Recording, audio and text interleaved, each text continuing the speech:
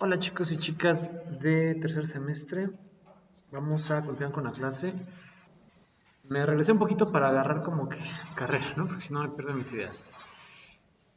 Madero había llegado para quitar a Díaz, ¿no? Del poder a través de una lucha breve, no muy profunda realmente, pero Madero no logró estabilizar el país. Es decir, había es que el poder es muy diferente ahora, porque si un líder militar de algún estado se quiere levantar aquí, pues los otros 31 le dan a la torre muy rápido, ¿no?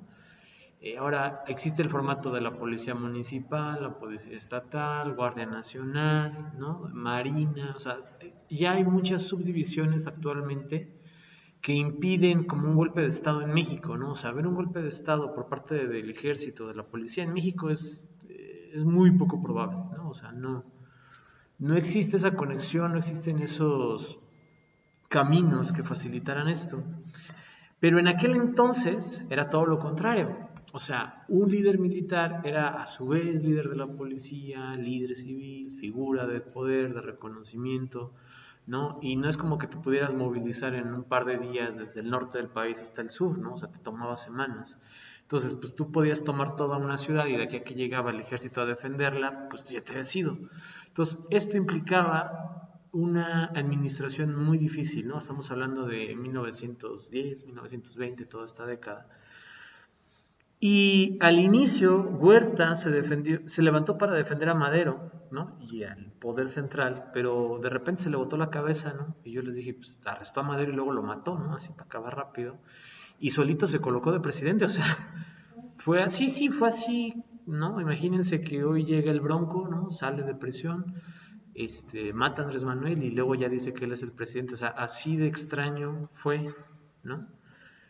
En eso que se conoce como la decena trágica. Yo creo que les puedo dejar, hay un documento que es como una línea del tiempo del día por día de los 10 días, de qué iba pasando.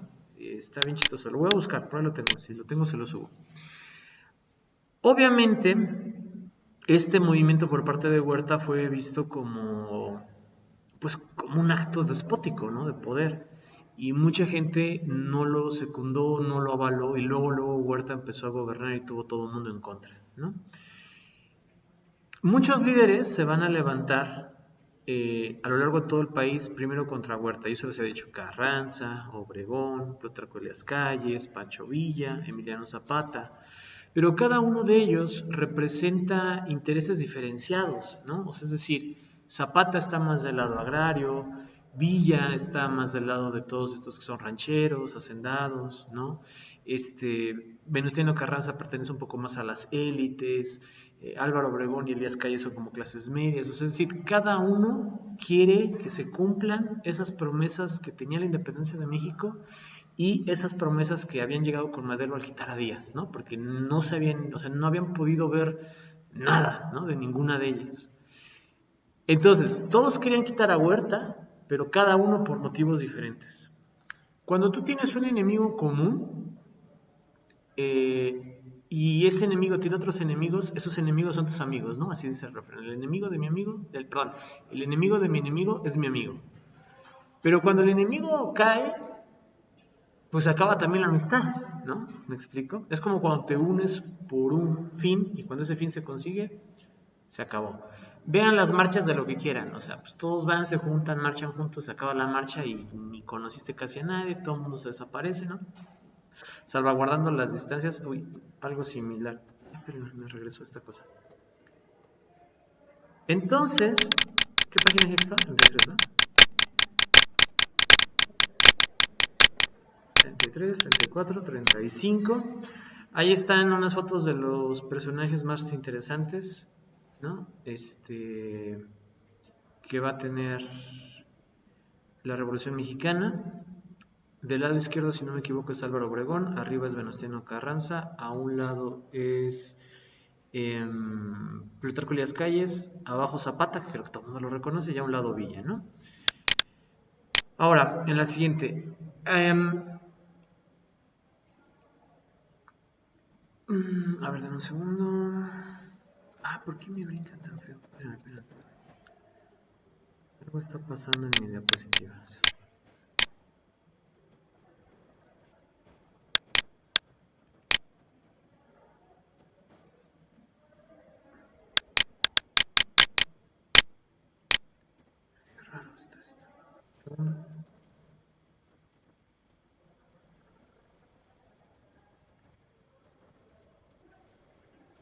Ok, espérame.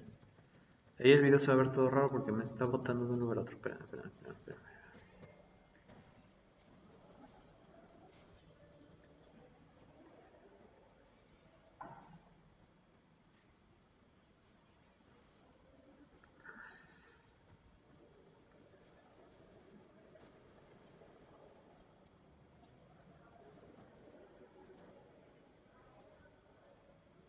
Ok, ajá.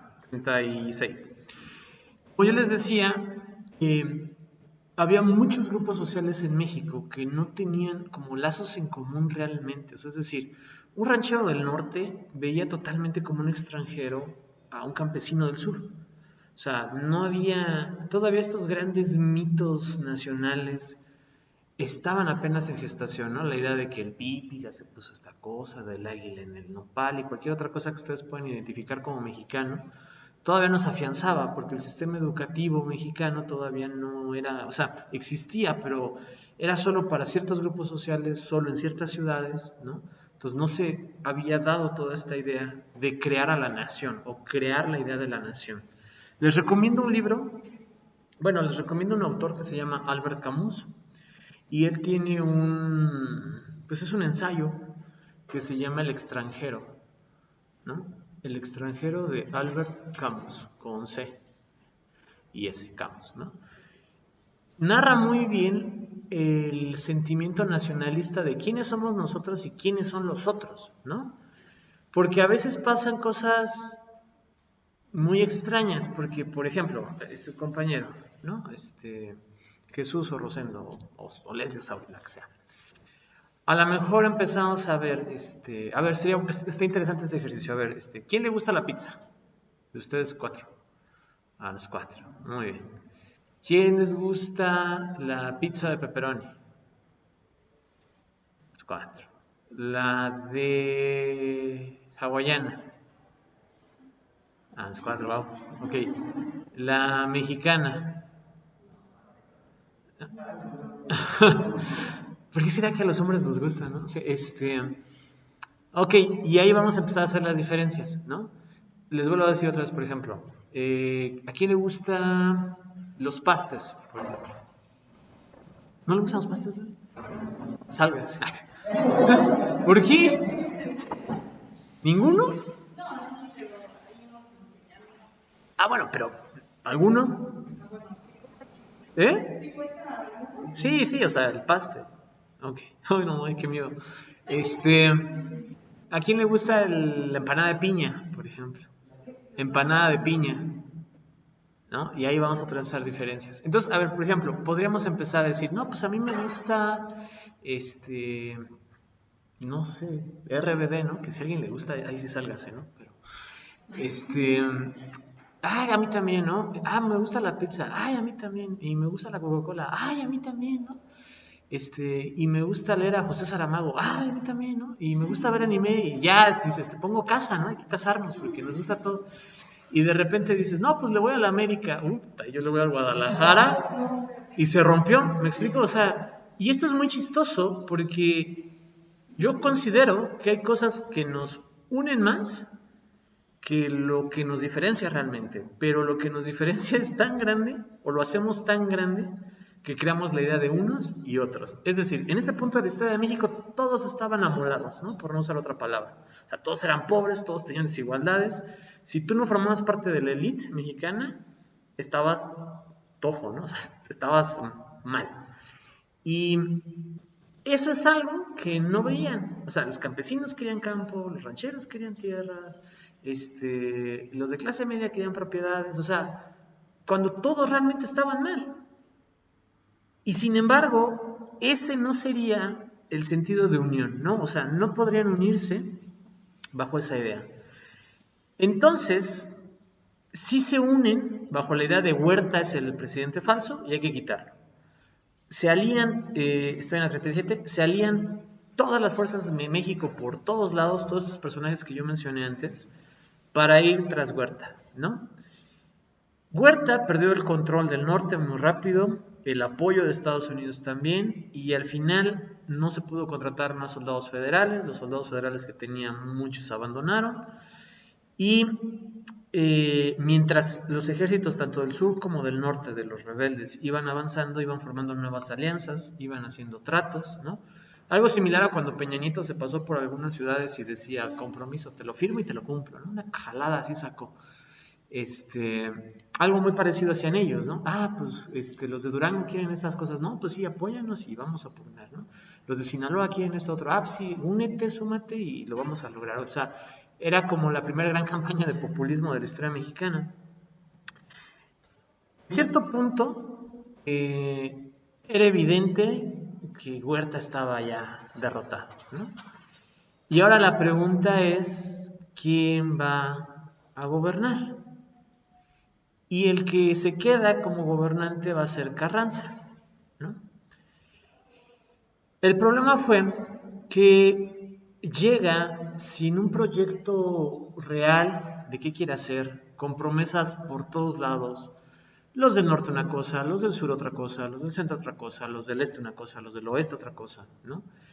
Y eh, cada líder de la revolución se fortaleció mucho en su territorio. O sea, los del norte no conocían a Carranza, los del centro no conocían a Villa, los del sur ni uno ni a otro, menos a Zapata, ¿no? Algunos.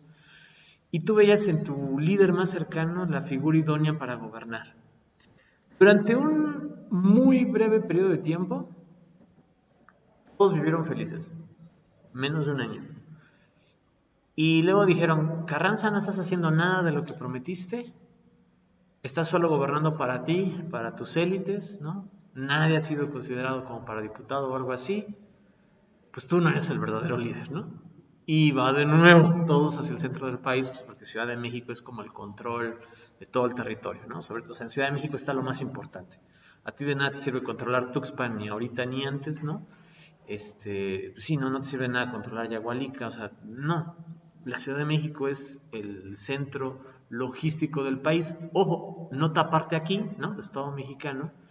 Andrés Manuel hizo una propuesta de sacar el Congreso y el Tribunal Superior de Justicia de Ciudad de México. Los quería mover a otros estados y lo llamaron como que está loco, que no sé qué. No está tan loco. El problema, o sea, no está tan loco.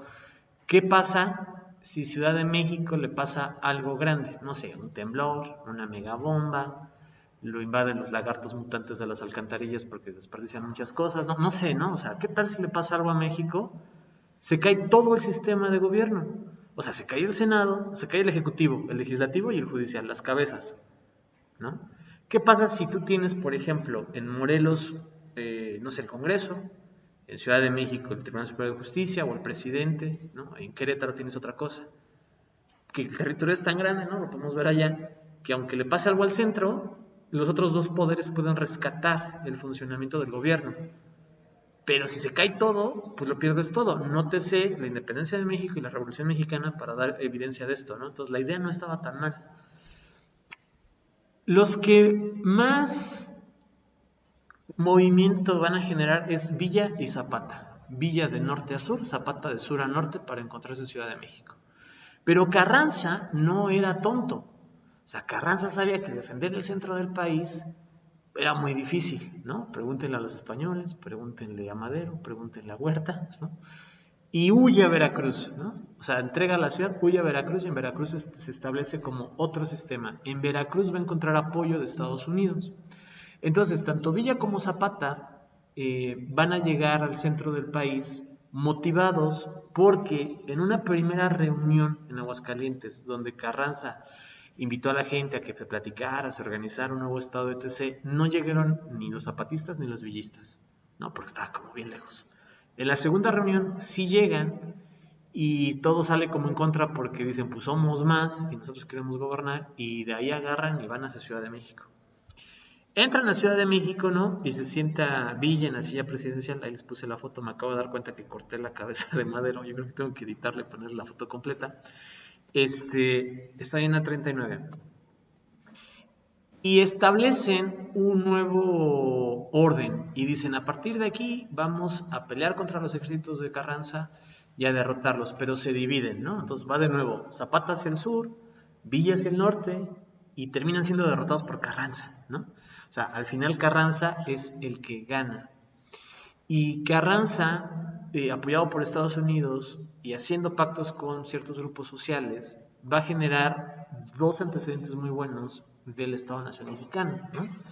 Uno es la ley agraria, esa primera ley agraria como de 1915, donde se establece parte de lo que va a ser el reparto de tierras, parte de lo que conocemos como ejido, ¿no? Hoy en día, y un pacto con la Casa Obrera, que después va a evolucionar en lo que es la Ley General de Trabajo que tenemos actualmente.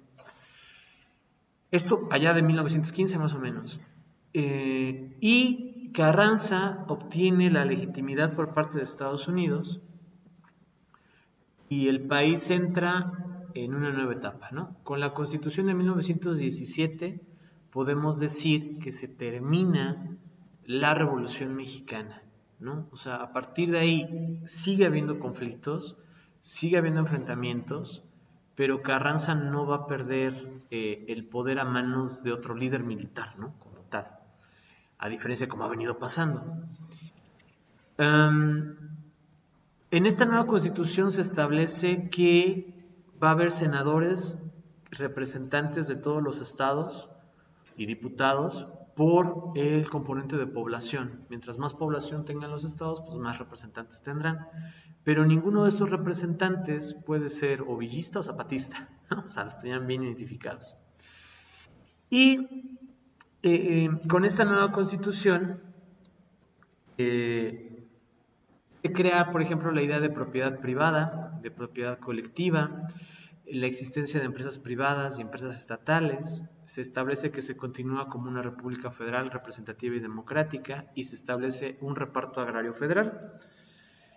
Pero el problema va a ser que, como lo pueden ver ahorita, una cosa es que tú sacas un documento bien bonito que dice derechos humanos, derechos del niño, derechos de la mujer, derechos ambientales, ODS, ¿no? Objetivos del milenio, Agenda 2030, y luego es que lo puedas llevar a la práctica, ¿no?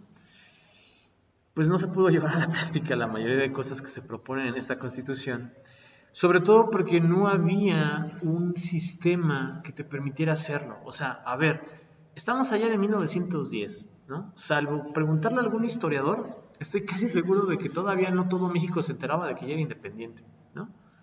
De que no todo México se enteraba de que se había perdido Texas, ¿no? De que no todo México se enteró que nos invadió Francia. O sea, estoy casi seguro, porque al día de hoy hay localidades que literal te tienes que echar como 12 horas caminando para llegar, porque no entra el carro, ¿no?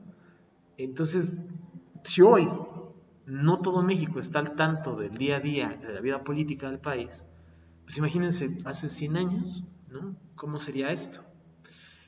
Ahora, se empezaban a crear nuevos cargos, ¿no? Y entonces, por ejemplo, Jesús era líder militar y tenía todo su séquito. Y de repente le llegaba un orden que decía, pues Erasmo, Rosendo es tu nuevo líder, es un civil, él es el nuevo presidente, tú lo obedeces, ¿no? Y Jesús como de, o sea, ¿cómo, no? Si el ejército es mío. Y esto pasaba que se iba a replicar a lo largo de todo el territorio. Se combina con que el país queda altamente desgastado. Es decir, si yo les platicaba, ¿cuándo llevan Estado-Nación Mexicano? ¿Ya lo llevaron? Todavía no, la materia. No, ¿verdad? Estado-Nación Mexicano, creo que lo van a llevar en quinto. Cuando vayan en Estado-Nación Mexicano y se enfoquen un poco Hidalgo, más específicamente, van a ver que durante la época de la independencia, muchos de los caminos centrales, entre los cuales está Hidalgo, son saqueados por criollos y por realistas, ¿no? O sea, literal destruidos para que no puedas pasar o para que se dificulte. Las haciendas, las empresas donde se guardaban los almacenes, ¿no? El grano son saqueados para que el ejército tenga que comer. Y estos apenas se iban recuperando cuando, ¡pum!, viene la Revolución Mexicana y otra vez, ¿no? Entonces, si ustedes agarran y se van, por ejemplo, aquí en Ixa tenemos una hacienda, ¿no? Medio rehabilitada, pero es muy antigua. En la salida a Pasoyucan hay otra. Y si van recorriendo así San Miguel Regla, etcétera, van a ir viendo como varias construcciones muy similares que eran ex haciendas, ¿no? Que están abandonadas. Y ustedes podrán pensar, bueno, pues se hicieron viejas, se murió el dueño, ¿no? O sea, no sé, como hoy en día una casa le pasa, ¿no? La familia se peleó por los terrenos de la abuela, cosas así.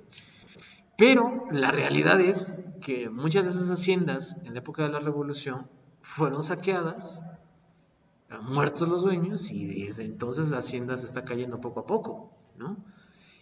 México era muy productivo, sobre todo en la época de Porfirio Díaz se había gestado un sistema de producción muy alto, no equitativo y no redistribuía la riqueza, ¿no? O sea, había mucha desigualdad.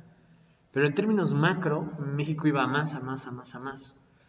Eh, por esto se rumora, ¿no? Y aquí yo creo que sería bueno ver un historiador, que Estados Unidos metió mucho a cuchara para la Revolución Mexicana, ¿no? Para que fuera como un freno al crecimiento que México estaba teniendo en la época de Porfirio Díaz, al menos al crecimiento macroeconómico.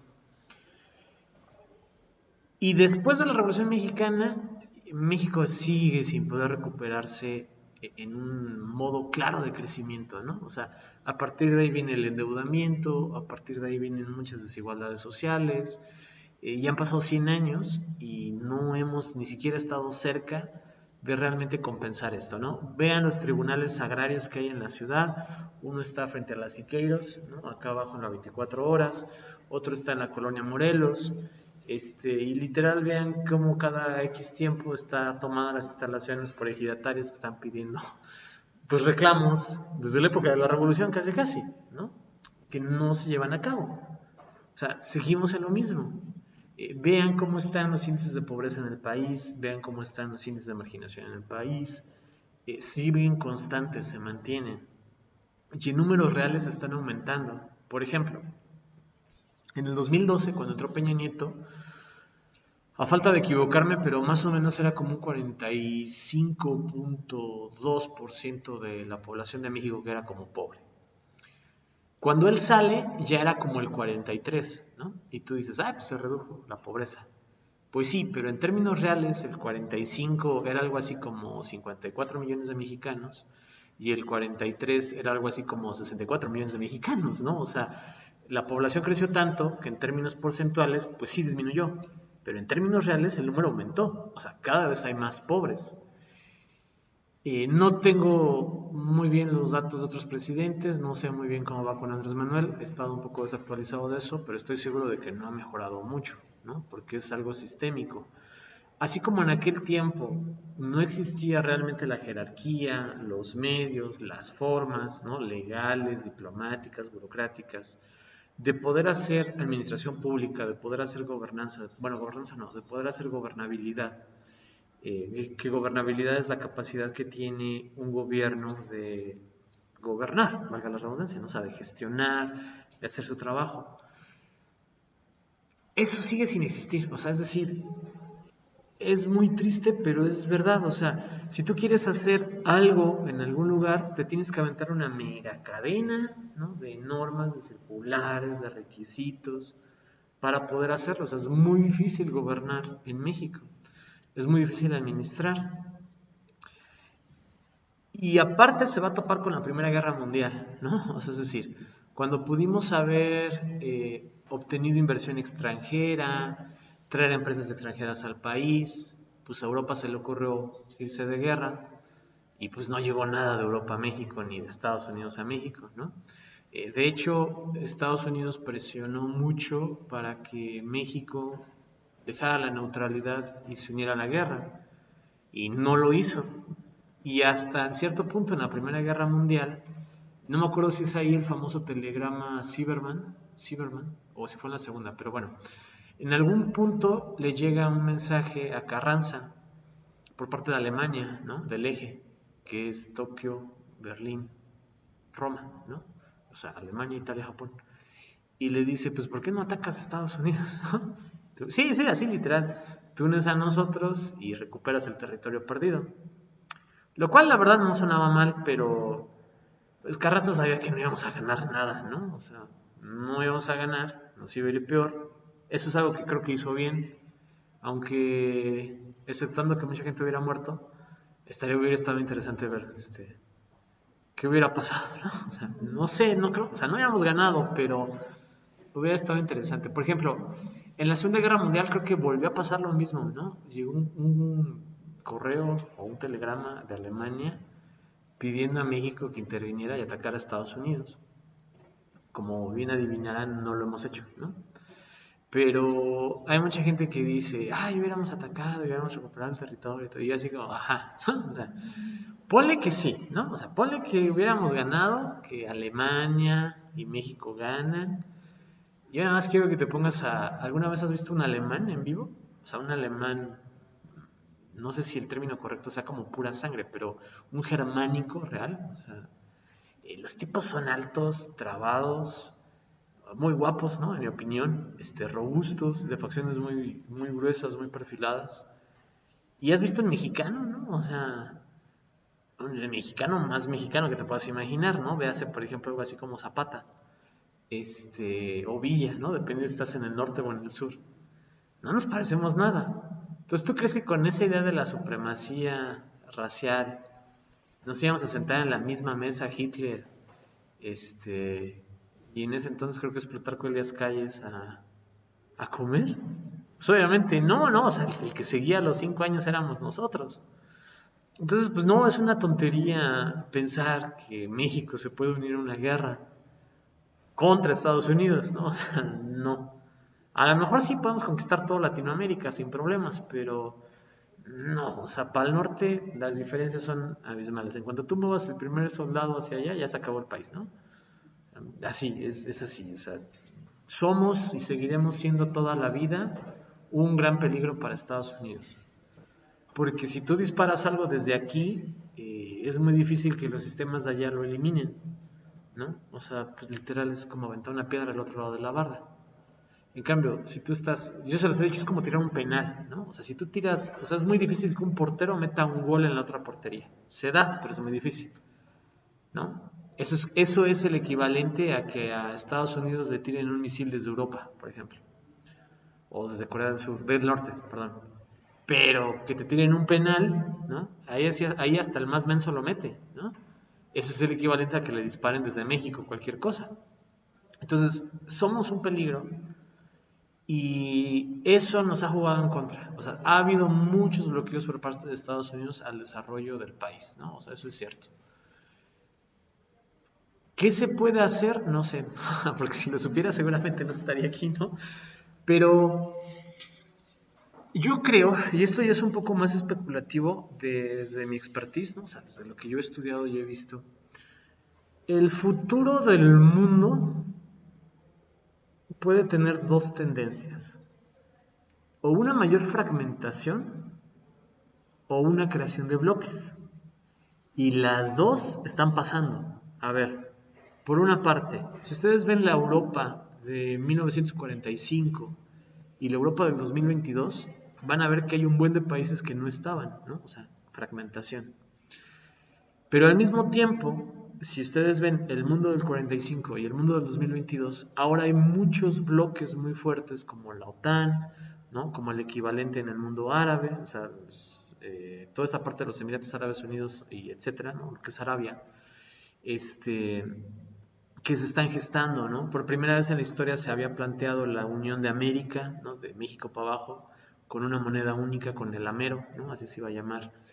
Estados Unidos lo boicoteó, o sea, sí, no fue muy aceptado.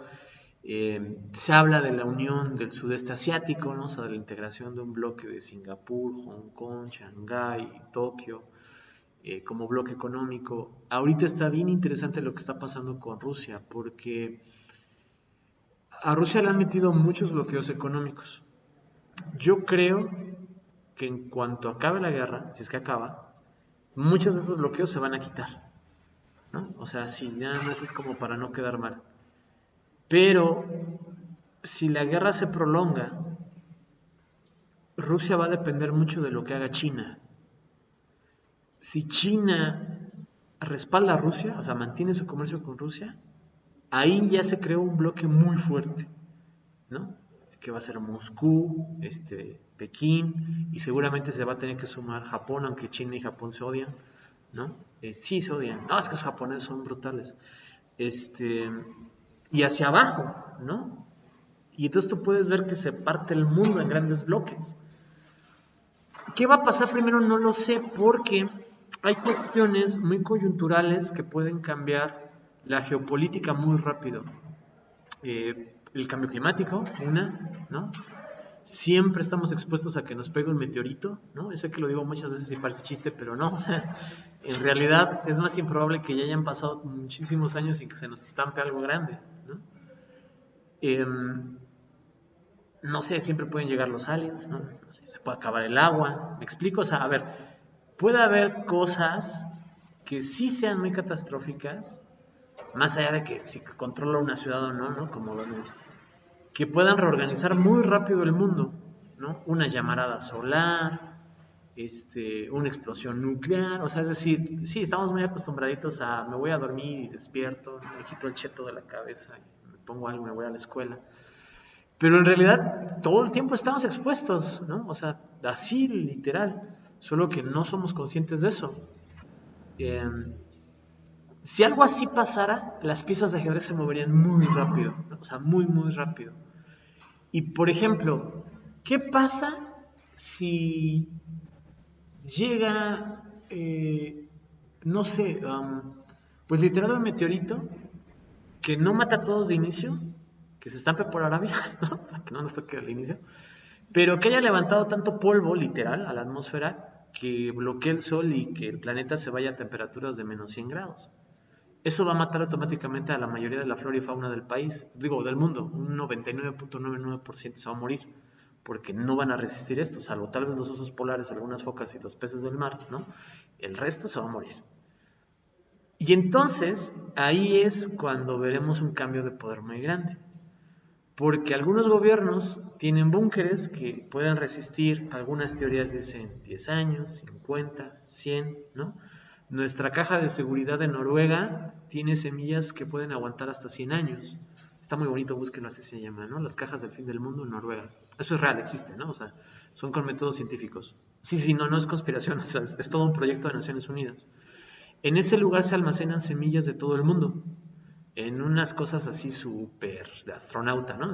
Así de metal, congelado. O sea, no, no, no, una tecnología de punta. Se guardan otras cosas, cadenas de ADN de animales para clonación. O sea, literal son las cajas de seguridad de si algo nos pasa y sobrevivimos, pues de ahí sacamos todo el material genético para repoblar la Tierra. Pero ¿y si el meteorito se les estampa encima, no? O sea, puede ser, ¿no? O sea, entonces no sabemos. Ahí es donde las empresas privadas y las grandes familias del mundo seguramente tomarían un nuevo control, ¿no? Porque si el planeta se hace inviable, ¿quién se puede ir a vivir al espacio? Pues literal solo Elon Musk y un chino loco por ahí que tienen sus naves privadas para el espacio, ¿no? ¿Me explico? Y luego a lo mejor podrán regresar a la Tierra y quién sabe si sobreviven. O sea, ahí el poder cambiaría muy rápido. A eso me refiero. Hay cosas que nos pueden cambiar el mundo extraordinariamente rápido y no lo sabemos. Hay una propuesta que se llama el Gran Reinicio, que presidentes como Trudeau, Macron, estaban proponiendo ajustar una nueva economía global, ¿no? Con esto de la pandemia y acelerar la adquisición de tecnología verde, etc., etc., pero también, por ejemplo, vacunación forzada, ¿no? Y otras cuestiones para reactivar la economía mundial. Entonces, tiene cosas buenas y tiene cosas malas. Entonces, ¿qué tan cerca estamos de algo así? ¿No? Porque con el COVID la salvamos fácil, ¿no? O sea, a ver, imagínese una enfermedad que se tarde en dar síntomas 2 meses y estés contagiando gente durante mes y medio, ¿no? Y que de repente los síntomas sean así, en una semana te vas. O sea, qué rápido se hubiera muerto toda la población del mundo. Y esto es muy posible, ¿no? Entonces, sí, yo sé que mucha gente se ha muerto por el COVID y lo lamento mucho en verdad, pero no fue el peor virus que nos pudo tocar, ¿no? O la peor bacteria que nos pudo tocar. O sea, pudo haber sido mucho peor. A partir de este punto, regresando a la clase, va a haber cambios de poder muy rápido, ¿no? Muy, muy rápido. Vamos a ver cómo Carranza mata a Zapata y mata a Villa, ¿no? Porque sin lugar a dudas seguían siendo dos fuertes opositores, ¿no? Para él, para su gobierno. Y no creo que nos dé tiempo, o no sé si incluirlo, pero les puedo buscar a lo mejor un documental y si se lo encuentro se los mando, de Villa. Villa termina siendo gobernador de su estado y en mi opinión lo hace bien, ¿no? Lo hace muy bien. Pero a Villa lo entrevistan, no me acuerdo para qué periódico, y le preguntan, bueno, general, ¿y si México lo necesitara otra vez, iría a las armas? Y Villa suelta una frase como, algo así como si la nación lo demanda, yo siempre peleo por ella, ¿no? Y Carranza dice, este güey me va a matar, mejor lo mato yo. Y lo agarran así, no sé si sean metralletas, porque la verdad desconozco esta parte de la historia, ¿no? Pero lo agarran a tiros en su carro. De hecho, su carro está en el museo de allá y no, está como queso gruyere, ¿no? O sea, perforado por todos lados y el generalísimo Villa muere. Villa no es, en términos de ser humano, el mejor ser humano, ¿no? Porque era lascivo hasta irse de lado, ¿no? Creo que llegó a tener como 40 esposas o algo así, o sea, esposas, ¿no? Más las amantes y las concubinas y a lo mejor alguien tiene sangre de Villa porque seguramente tuvo muchos hijos por ahí, ¿no? Entonces sí, lo que en términos generales se le puede considerar machista, sí era, ¿no? O sea, sí era. Y también era sanguinario, y también era asesino, y también era despótico, ¿no? O sea, sí eran muchas de estas cosas. Y también era buen gobernante, ¿no? O sea, en mi opinión. O sea, esto es lo que yo les digo, que la historia no tiene héroes y villanos, ¿no? O sea, tiene personas que luchan a veces por cosas individuales, a veces por cosas colectivas, y como nosotros tenemos cosas buenas y cosas malas. Yo estoy seguro de que hay cosas de las que nos arrepentimos, ¿no? O sea, no debimos haber quemado esa hormiga, ¿no? No debimos haber pateado a aquel compañero, no sé, en nuestra niñez, ¿no? No le debía haber roto el corazón a aquel chico, ¿no? No sé, algo, y eso no nos hace villanos como tal, ¿no? Y estoy seguro que también, pues alguna vez le di de comer a un gato callejero, ¿no? Doné una chamarra a alguien. Y eso no nos hace héroes tampoco, ¿me explico? O sea, somos humanos. Algunos van más hacia el lado de la maldad, algunos van más hacia el lado de la bondad, pero mientras habitemos en este cuerpo, mientras seamos carnales como tal, tenemos defectos de carácter, ¿no? Que hay que trabajar en ellos. Pero sí, no somos todos santos, no somos todos villanos, ¿no? Son momentos muy específicos, porque tú insulta a mi esposa un día y te prometo que me voy a golpes, ¿no? O sea, insúltame a mí y me voy a reír, ¿no? O sea, pero es así, o sea, son por escenarios. Una vez salió el caso eso fue muy trágico, ¿no? Un niño que mató a su papá porque el papá ya lo había golpeado a él y estaba a punto de matar a la mamá. De hecho, la mamá se fue al hospital un buen tiempo y al niño lo procesaron por asesino. Y entonces, no manches, o sea, a ver, el niño está todo madreado, porque el niño está todo madreado, o golpeado, perdón la expresión. La mamá fue a dar al hospital, ¿no? El papá lo estaba golpeando y el niño agarra y le dispara al papá. O sea, para mí el niño es un héroe, ¿no? O sea, yo hubiera hecho lo mismo, vamos a ponerlo así, ¿no? Bueno, si hubiera podido, ¿no? O sea, yo digo en mi sentir que hubiera hecho lo mismo. ¿El niño es un asesino? Sí, ¿no? O sea, porque mató a alguien. ¿Pero es malo? Pues no, no, o sea, no, porque salvó a otra persona. Entonces, nuestra moral es bien cambiante, o sea, es bien cambiante, ¿no? Por ejemplo, si ustedes se ponen a ver, eh, estas relaciones de una chica de 18, 20 años y señores de 40, 50 o chicos, ¿no? Cámbienle como quieran. Y tú la ves y dices, ay, híjole, pues como que no, o sea, como que eso del sugar daddy está chido, pero se ve raro, ¿no? No es tan aceptado realmente. Pero vele bajando la edad, ¿no? Ponle 30, 50 y dices, pues sí, ya sabe lo que quiere, ¿no? 40, 30, pues está bien, ¿no? 27, 35, no, está todo dar, ¿no? Pero a ver, ponle 15, 22 y vas a pegar el grito en el cielo y sigue siendo la misma diferencia de años, ¿no? Hasta menos de las que ya dije. Y es menos aceptado. Y luego pregúntenle a sus abuelitos o sus tatarabuelitos si todavía tienen la bendición de tenerlos. Y seguramente llega a haber diferencia de más de 10 años, ¿no? Oye, ¿cómo te casaste con mi abuelita? Pues me la robé. O sea, todavía se da. Y la verdad, algunos están muy mal, pero hay matrimonios que están muy bien. Y se casaron ella teniendo 16 años y él teniendo 22, 23, 25, 26. Y son felices y viven bien y tienen 3 casas. ¿No? O sea, me explico, o sea, no, a veces no hay una lógica real entre lo que juzgamos y lo que hacemos, o entre lo que queremos y lo que hacemos, o entre lo que decimos y lo que hacemos, ¿no? O sea, porque ¿qué es una buena pareja? Alguien que solo te lleva 3 años, que es de tu misma edad, ¿no? O sea, eso no es una buena pareja, o sea, eso solo es una edad. Una buena pareja tendría que ir más hacia el trato, ¿no? Hacia cómo te sientes con esa persona. Y la edad, diría José José, solo es un pretexto, ¿no? O sea, pero enjuiciamos así. Lo mismo pasa con los programas públicos, o sea, a ver, queremos combatir la pobreza, perfecto, ¿cómo la combatimos? Pues les damos dinero, ¿no? O sea, y luego, no, pues ya, tienen más dinero, o sea, sí, pero no es tan fácil. Alguien en pobreza le tienes que dar educación, le tienes que dar capacitación, le tienes que dar empleo, le tienes que dar condiciones de vivienda dignas, o sea, le tienes que poner todos los elementos para que salga de la pobreza. Es como si Leslie, ¿no? Le invitan a boxear, ¿no? Así, contra la campeona del mundo. Ah, pues Leslie, aquí tienes los guantes, gánale, ¿no? Y Leslie va a decir, ¿no? Y luego va a decir, pues aquí están los guantes, y aquí está un saco, ¿no? Para que entrenes. Y le va a decir, o sea, sí, igual, ¿no? Me tienes que dar el gimnasio, la nutrióloga, el entrenador, todos los aparatos, ¿no? Dinero pues, para que yo me dedique 8 horas al día a entrenar, otros sparring, y eso tendría más lógica, y aún así, quién sabe si Leslie le gane, ¿no? A la campeona mundial. La pobreza es similar, o sea, es pobre por todos lados, ¿no? Y tú nada más estás dándole tantito más dinero.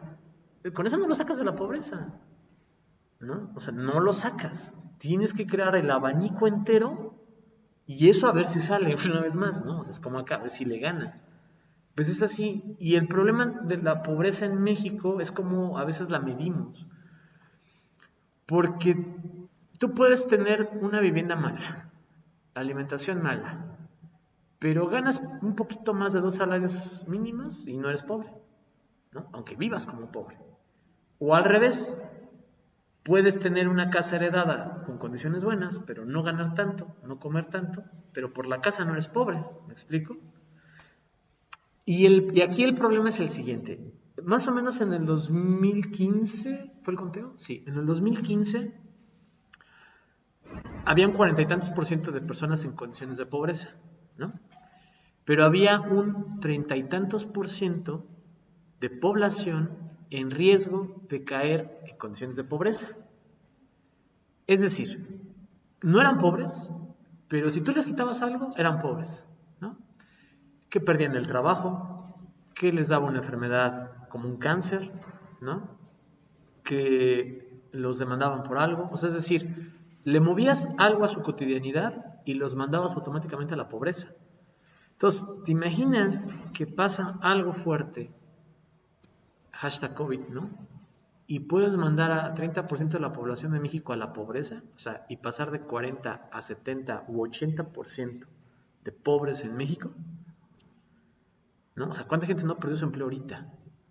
Y tuvo que vender tamales, vender otras cosas, ¿no? O sea, que a México la comida lo salva, o sea, es decir, es clásico, seguramente sus familias también, que cuando algo va mal, la expresión es, hay que vender tamales, ¿no? Y mucha gente sí los vende, y es que al tamal le ganas hasta 3 o 4 veces lo que inviertes. O a la comida, ¿no? O que vendo esto, o empezaron a vender cosas, o empeñar. O sea, el mexicano es muy resiliente, el mexicano, la mexicana. Y por eso a veces las crisis en México no se notan tanto, ¿no? A veces. Pero siempre está ese riesgo de que hay muchas personas al borde de la pobreza, ¿no? Y yo se los pongo así, un cáncer en la familia. Y de repente cada mes tienes que gastar 100,000 pesos en tratamiento. A ver, saquen entre la familia 100,000 al mes, ¿no? El primer mes, el segundo mes, el tercer mes, quizás, y vendiste ya todo, ¿no? Y conseguiste otro empleo, y juntas todas las latas del mundo, y juntas todas las botellas del mundo, te termina ganando. Y te endeudas en todos lados, la persona fallece, todavía hay que pagar el funeral, ¿no? O sea, porque morirte te cuesta, y luego vive 10, 15 años pagando las deudas del que le dio cáncer. Así de rápido, una persona normal de clase media la catapultas a la pobreza. Así de rápido, ¿no? cierra el lugar de trabajo como luz y fuerza del centro, cierra la empresa, los mandas a la pobreza. Hay gente que literal vive al día de ayer, ¿no? O sea, llega la quincena y se va porque hay que pagar todo lo que ya consumí. Que no llegue, ¿no? O sea, que no llegue la quincena, crack, ¿no? Y todo esto, fruto del Estado-Nación mexicano tan fallido que tenemos, ¿no? Porque hay una... ya se las puedo dejar. Hay un libro de Escalante, no me acuerdo el título, pero lo tengo en la casa. Lástima que no estemos en virtual. ¿Se acuerdan que agarraron a mis libritos, no? Creo que se llama Ciudadanos Imaginarios. El autor, su apellido es Escalante, pero no me acuerdo si su nombre es Fernando Escalante. Su apellido es Escalante. Y sí, creo que el texto se llama Ciudadanos Imaginarios. Y narra muy bien esta idea de la ciudadanía en México, que tiene un sentido, un deber ser, pero que al final no termina siendo nada, ¿no? Y se los pongo, por ejemplo, a ustedes. ¿Todos son mayores de edad? Sí, ¿no? ¿Todos tienen su credencial para votar? Ok. ¿Todos tienen su cédula de identificación? Ya empezamos mal, ¿no? ¿Cédula de identificación? No. Ok, investiguenlo, está interesante. No. Ahí va. Si ustedes se van a Europa, por lo general en Europa hay 3 documentos. Bueno, hay más, ¿no? Pero 3 básicos. Una licencia de conducir o de manejo, una licencia para votar y una licencia ciudadana, que no es lo mismo, ¿no? Aquí en México tenemos la mala costumbre de que nuestra credencial para votar la usamos para todo como documento oficial, cuando técnicamente solo sirve para votar. ¿Me explico? Por eso hay un padrón electoral.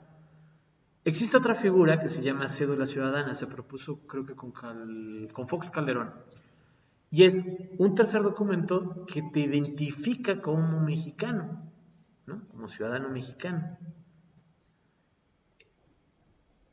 Cuentan las leyendas de que por ahí se emitieron algunas, ¿no? Yo nunca las vi.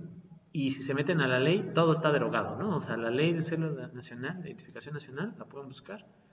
Está todo tachada, o sea, se tienen que meter a la edición original porque la nueva está toda tachada por todos lados, nadie entiende qué terminó siendo la cédula de identificación nacional y como que se está desechando, pero, ay, me estoy quemando, pero a falta de que sea vigente, no se me pasa, eh,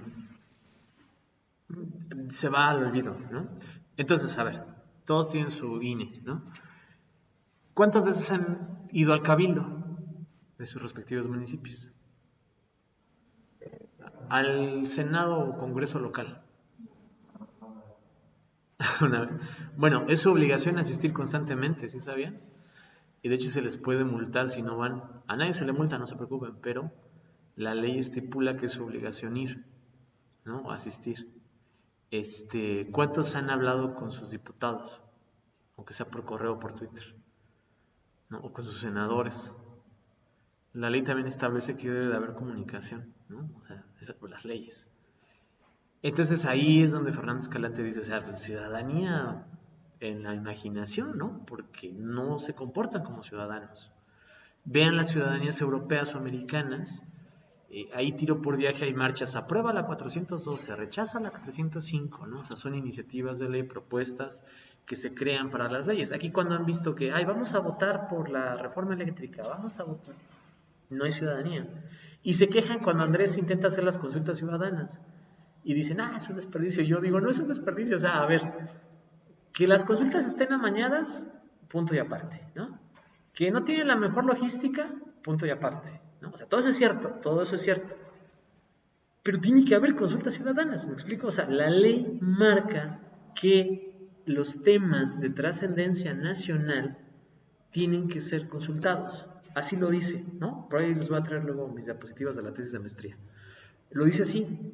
Nunca se había hecho. O sea, ¿sí sabían que hubo una consulta ciudadana para el Tusobús? ¿O no sabían? Bueno, se hizo en el sótano del reloj y hubo nada más como 300 personas, las cuales la mayoría eran del PRI. Y 300 personas de 300,000 personas en Pachuca aprobaron el Tusobús. Y eso está ahí en los documentos. Entonces, ¿cómo se hacían las consultas? ¿No? Sí, hay mucho que trabajar, se tiene que hacer mejor, se tiene que tener más candados de seguridad. Sí, eso es obvio, sí, por supuesto, ¿no? La verdad no están del todo bien controladas.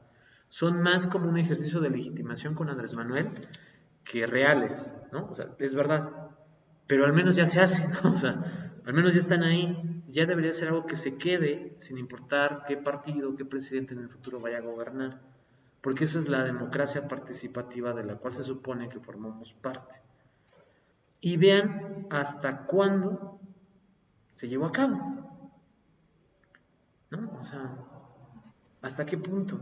El ejercicio democrático ciudadano más real que ha tenido el país fue la Constitución de la Ciudad de México hace unos años, ¿no? Cuando se cambió de, ¿cómo era antes? DF, Distrito Federal, a Ciudad de México. Ellos hicieron una propia constitución y esa constitución es muy bonita porque participaron líderes académicos, líderes sociales, líderes políticos, ¿no? O sea, estuvo involucrado la élite académica del país, del centro del país, ¿no? Participando. Entonces, es una ley muy bonita y se hicieron foros en todas las delegaciones y se hicieron consultas en todas las delegaciones. Es el ejercicio democrático más real que ha tenido el país, exceptuando tal vez la votación de Andrés Manuel, ¿no?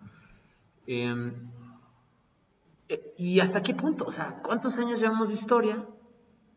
Y hasta apenas hace 10 años hemos estado viviendo realmente lo más cercano a una democracia sin serlo todavía, ¿no? Eh, yo no sé si de las muchas veces que Andrés Manuel se lanzó para presidente, alguna vez le robaron, ¿no? El triunfo. Yo pienso que con Calderón sí, no estoy seguro con Peña Nieto, ¿no? Pero ojo, yo pienso, ¿no? Pero definitivamente esta última vez se les fue de las manos a los partidos tradicionales, ¿no? O sea, hubo una ruptura interna en las esferas políticas que hay que estudiar la parte, pero es la primera vez que un presidente gana con dos factores. Ojo, o sea, la primera vez que un presidente gana en la historia de México con estos dos factores. El primero, votó la mayoría del padrón electoral, ¿no? O sea, del 100% de la gente que podía votar en México, votó el 50 y tantos por ciento. Hay que revisar el dato, pero votó el 50 y tantos por ciento. Con Peña Nieto creo que votó el 30% o el veintitantos por ciento. Sí, sí, sí, ¿no? Y de ahí si te vas hacia atrás, más o menos era como el 40% de la población que elegía al presidente. Andrés es el primero que logra hacer que la mayoría del padrón electoral vaya a votar, ¿no? O bueno, a lo mejor no Andrés, pero esa elección donde él concursó es la primera que hace que la mayoría de la gente vaya a votar. Y dos, es el primer presidente que gana con mayoría absoluta, no relativa. Es decir, de esos que votan, en la época de Peña Nieto ganó con el 30% de la votación. Andrés Manuel ganó con el 54%, si no me equivoco. O sea, Andrés les ganó y les ganó, ¿me explico? O sea, es decir, ganó y ganó con la mayoría. Por primera vez en la historia de México, un presidente gana con eso. Y Andrés Manuel tiene otro récord. Por primera vez en la historia de México es el único que, después de ya quedar, ha mantenido o ha alcanzado el 60% de aprobación nacional. ¿No? Peña Nieto terminó la presidencia como con un 12% de aprobación nacional. O sea, el 80 y tantos por ciento de México no lo quería ya. Andrés Manuel, COVID, no COVID, crisis, no crisis, gasolina, no gasolina, jamás ha bajado de 40%, jamás. La media es el 50%, ¿no? ¿Será bueno, será malo? Bueno, cada cosa se analiza aparte. Lo que sí es el presidente más legítimo que hemos tenido, ¿no? Y ya estarán viendo que antes se robaba la presidencia a puntos de balazos, ¿no? O sea, no es difícil de pensar que es el presidente más legítimo que hemos tenido. Que lo haya hecho bien o lo haya hecho mal, ya vendrán los estudios académicos de eso, ¿no? O sea, ya vendrá el tiempo de hacerlo. No sé si yo lo haga, pero seguramente muchos buenos investigadores ya lo están haciendo. ¿Cómo te das cuenta que es un buen investigador? Por el lenguaje, ¿no? Si tú lees una noticia que dice el corrupto, el traidor, el peligro, ya, deséchala. Un artículo no se escribe con sentimientos. Lo mismo si ves, por ejemplo, ay, el grandioso, o sea, me explico, uno es neutral. Esto está bien, esto está mal, por esto y esto, ¿no? O bajo estos esquemas. Esos son los artículos de verdad, ¿no? Cuando tú ves una noticia de que es un tonto, es un tarado, o sea, descártala, ¿no? No tiene sentido, porque está metiendo sus emociones. Puede ser que lo que diga es cierto, pero pierde credibilidad por la emoción, ¿no? Los reportajes serios se construyen con un buen léxico, ¿no? Consideramos que no fue un acierto invertir en tal por esto, ¿no? Los datos reflejan que la decisión tomada no fue la más adecuada de las circunstancias. O sea, ese es el lenguaje que nosotros usamos, neutro, no nos posicionamos, porque estamos haciendo una radiografía de lo que está aconteciendo, ¿no? Entonces, cuando ves así notas de el viejito ataca, no, o sea, yo creo que quien lo publica y quien lo edita y quien lo hace, les encanta el dinero. O sea, esa es la verdad. Porque periodistas no son, ni periódicos no son, ¿no? Tú no puedes poner una nota así de sensación, o sea, un clickbait, ¿no? Así de sensacionalista solo por vender. No creerás la nueva tarugada que hizo el presidente, ¿no? O sea, a ver, seriedad, ¿no? O sea, seriedad.